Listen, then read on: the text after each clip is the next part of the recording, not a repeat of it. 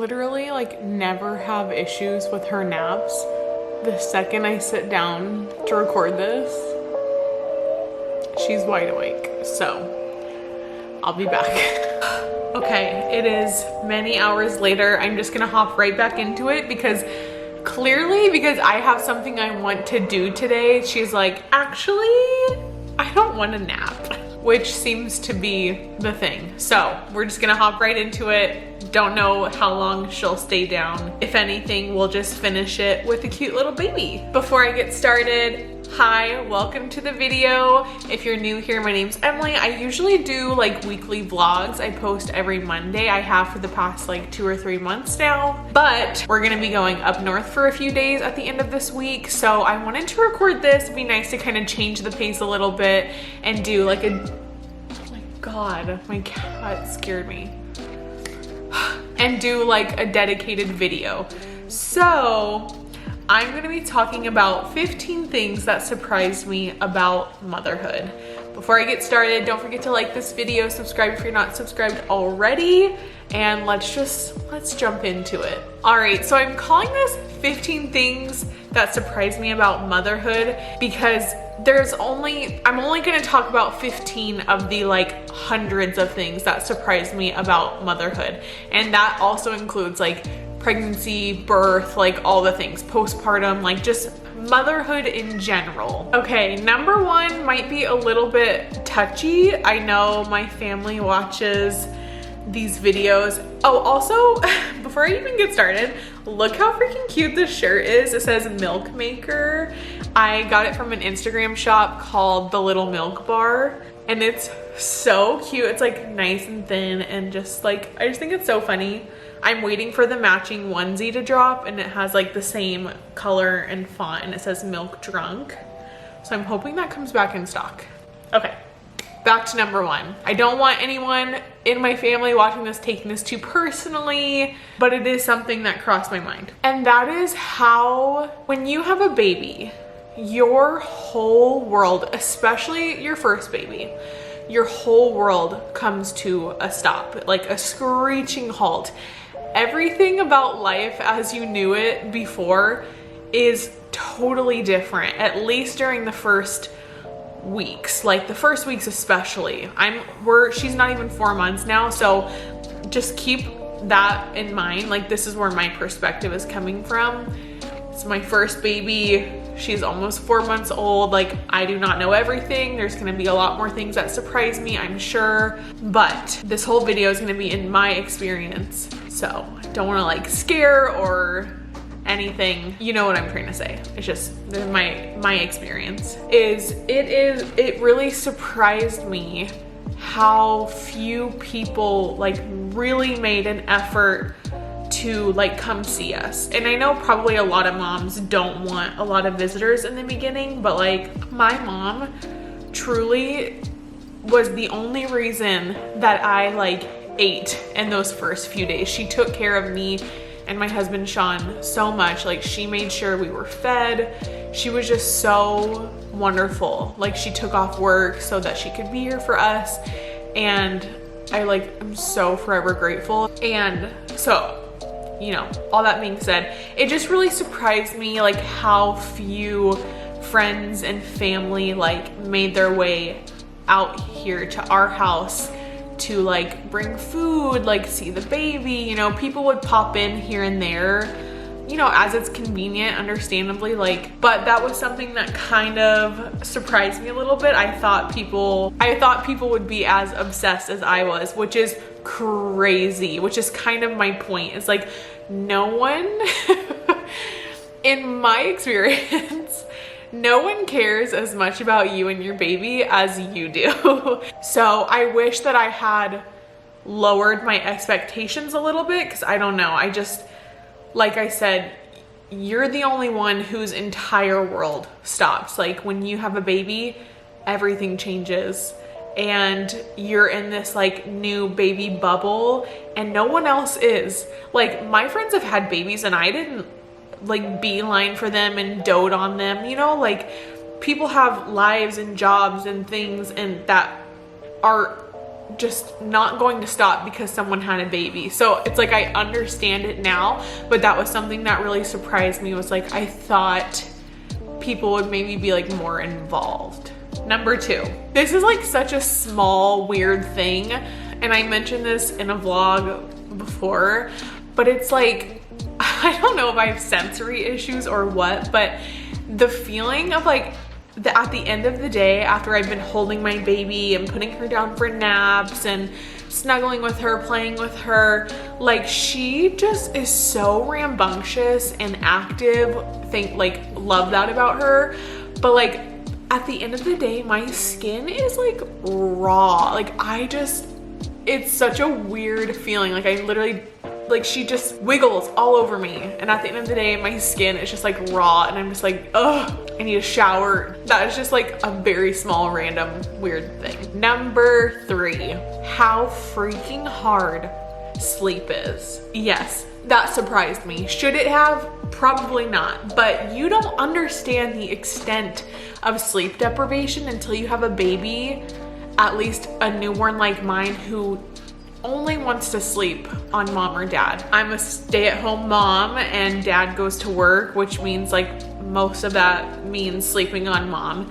And I was such a paranoid freak, especially the first week or 2, because you hear about co-sleeping or whatever, and sometimes you just gotta do it, and sometimes it's fine, you know? Like, it's okay. If you need to co-sleep, you can co-sleep. Like, but sleep is so hard, and I don't know why I just didn't anticipate the drama with the bassinet and how much she would hate sleeping on her back and sleeping in her bassinet and sleeping not on me. Like, hello, I feel like I should have expected that, but for some reason I was like shook. I was like, what do you mean my baby won't just sleep when I put her down? Like, what? Crazy, I know. And then also with sleep, did not anticipate the drama that comes with like having to transition babies out of sleeping swaddled. So like trying to get her to sleep with her arms free was like a little bit of a battle, and I ended up just doing cold turkey, which worked for us, but didn't anticipate that. Don't know why. Number 4, how much I obsess over her. Like in a loving way, in a worried way. I just obsess constantly. I will never stop. Number 5, the mom guilt. Now, this is something I had heard a lot about, but even hearing about it, like you don't even know what that means until you have a freaking baby.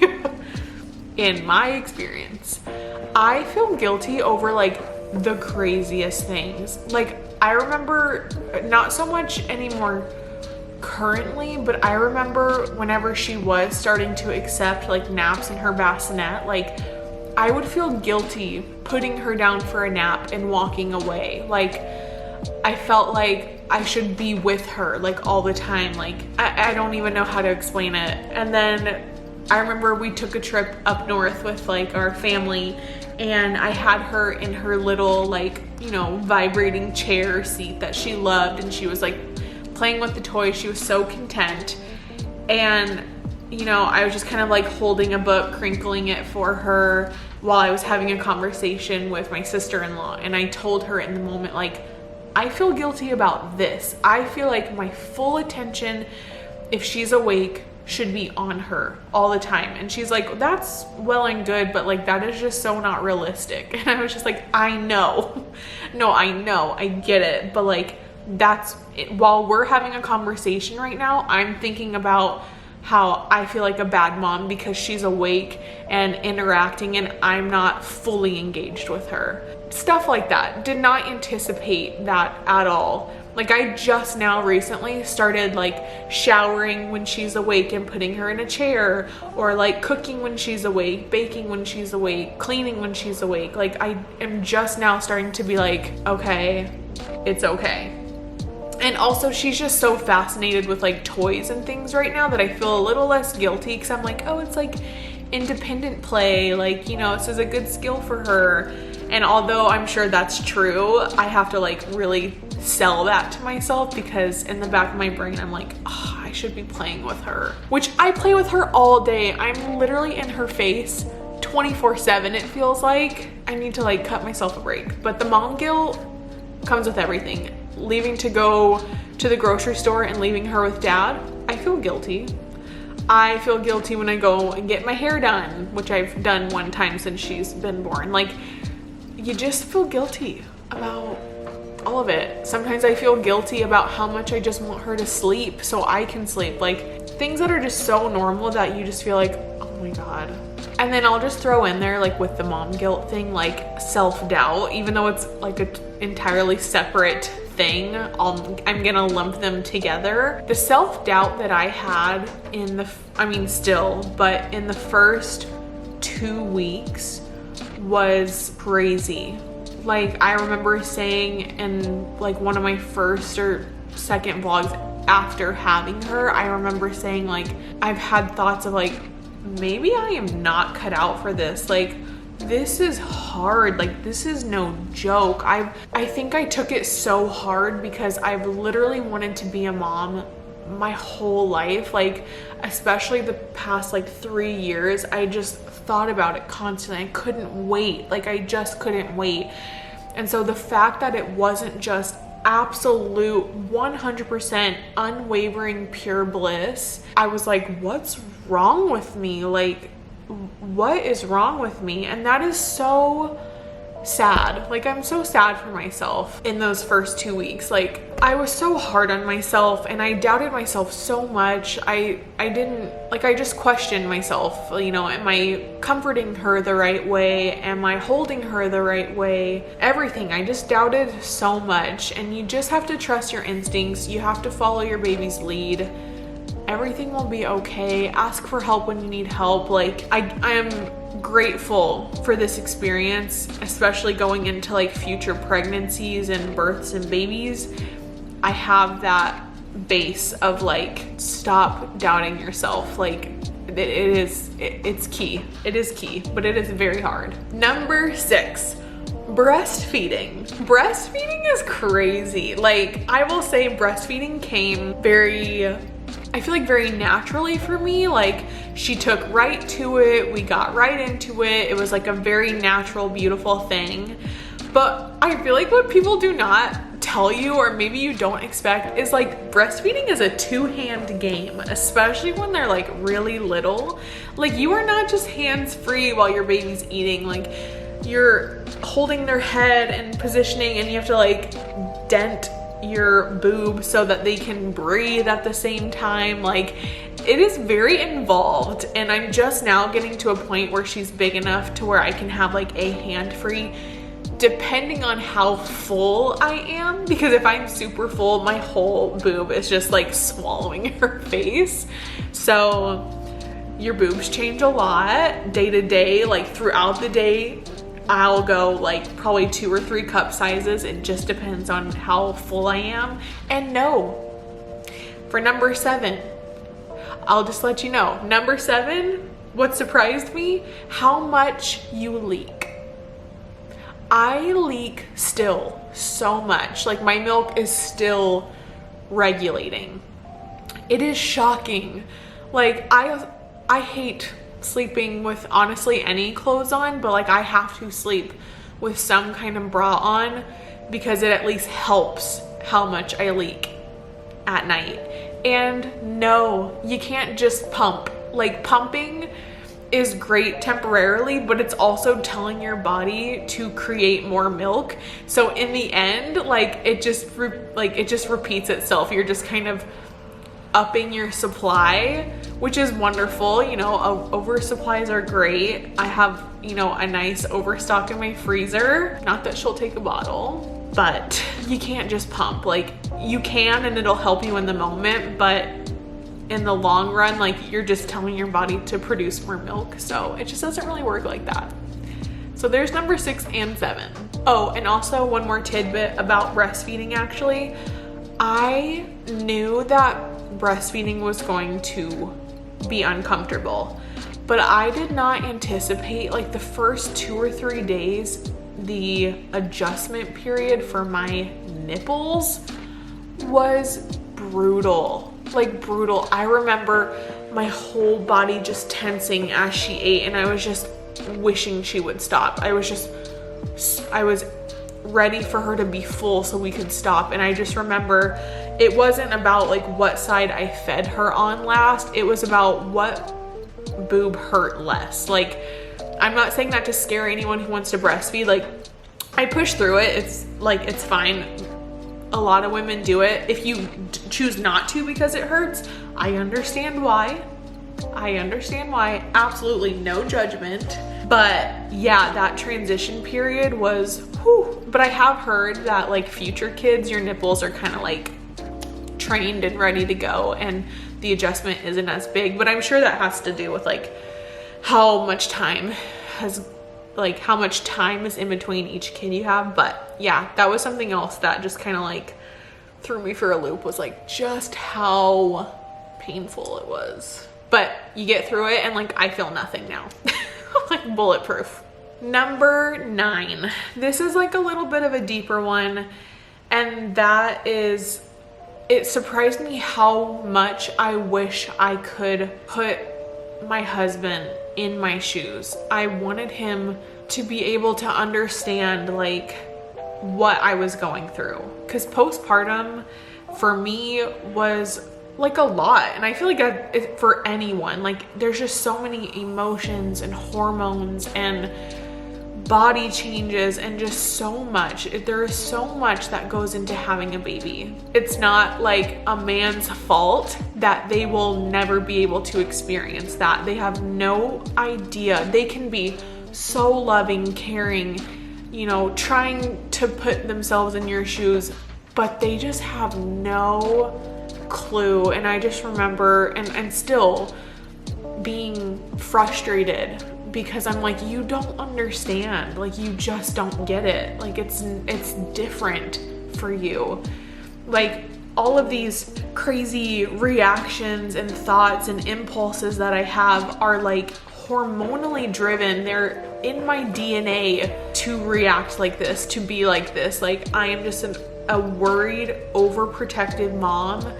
And I wish you could see things and feel things through my lens. Like it's so frustrating. And you can try, you know, it doesn't matter how sweet and helpful and attentive your partner is, if they've never had a baby, they just don't understand. And that's okay, that's fine. Like we're, you know, 2 different roles.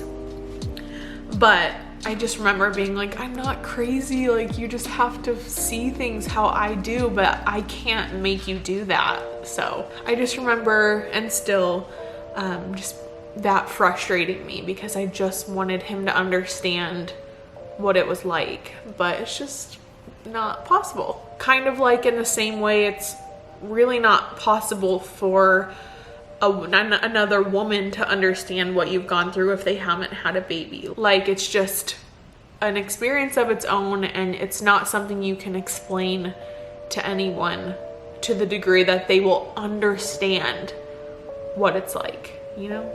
Number 10, how lonely it can feel.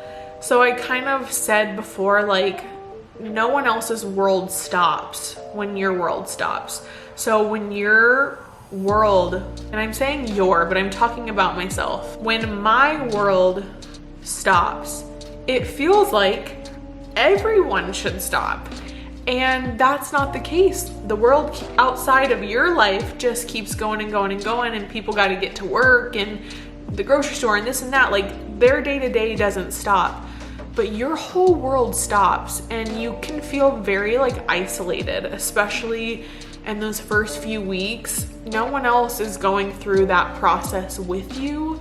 And so it is so freaking important to have like friends that have been through it that you can talk to, or finding some kind of like forum or group online, whether that be Instagram, like a Facebook group, Reddit, like whatever it might be. Like you need to find a community of people who do understand what it's like. And if you can find someone who is on like a similar timeline as you for like when they had a baby, that is huge. It is such a bonding thing to find someone who understands what you're going through, especially on like a similar timeline. It's huge. Like the only reason I got through any of my postpartum was like my friends who have had babies talking me off the ledge when I'm doubting myself, when I'm sad, when I'm baby blues, like all of it. They are the only reason that I was able to like come back down to earth. So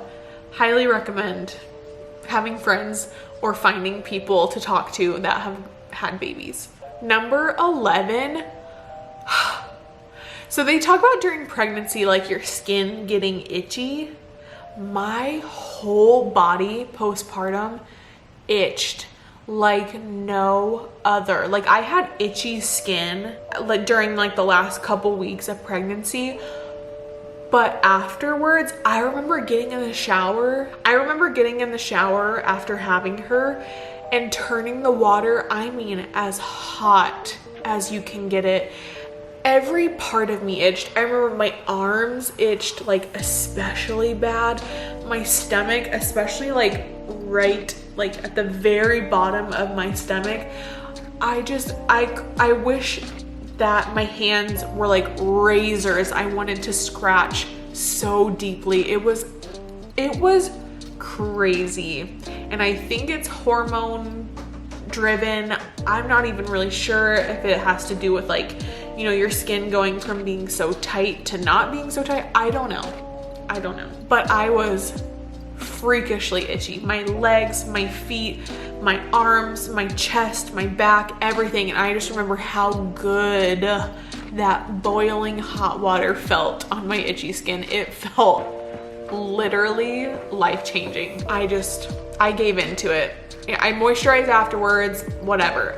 My skin itched so bad. Number 12, the mom perspective. My perspective has changed on so many things, and something that really like pointed it out to me is like, I love true crime. I love listening to true crime, and honestly, like nothing really fazed me before having her. Like I could listen to the most horrific, gruesome, the hair on me, the most gruesome stories and be virtually unaffected. Like obviously I have a heart and I'm like, God, that's terrible, that's so sad, but like I just kind of kept going, you know? But after I had her, my perspective changed on everything. Like watching movies through like a parent's lens, through a mother's lens is so different. And like I have to be kind of careful about what true crime I listen to, because if it's too gruesome about like involving children, I like get physically ill. Like I can't, it gives me such anxiety and just makes me very sad, like really, really, really, really sad. I actually just finished my first Colleen Hoover book. I read Verity. I got like the Kindle app on my phone and I've been freaking loving it, by the way. But I read Verity and there's like, it's not even, well, it's bad, but it's not too bad. It's pretty bad. It talks about like some abuse towards children, and I was just like, I was triggered. I was like, whoa, it was nothing compared to the true crime that I used to listen to, and it's still like really, it got to me. Like it was kind of hard to read. So yeah, that definitely surprised me. Number 13, going along with like mom perspective. Oh, she's having a nightmare. Are you okay? Oh, poor little puppy is having a bad dream. Like I was saying, going along with like the mom perspective, my brain goes straight to worst case scenario. And I don't know if this is a first time mom thing. I don't know if it's a mom thing. I don't know if it's just a me thing, but my brain goes right to worst case scenario. And this is something that has been very hard, to be honest, like being very open right now has been very hard on like my relationship with my husband, because that's not what his brain does. you know, he's very much so like, she's a baby, she's fine, which is very true, like, which is very true.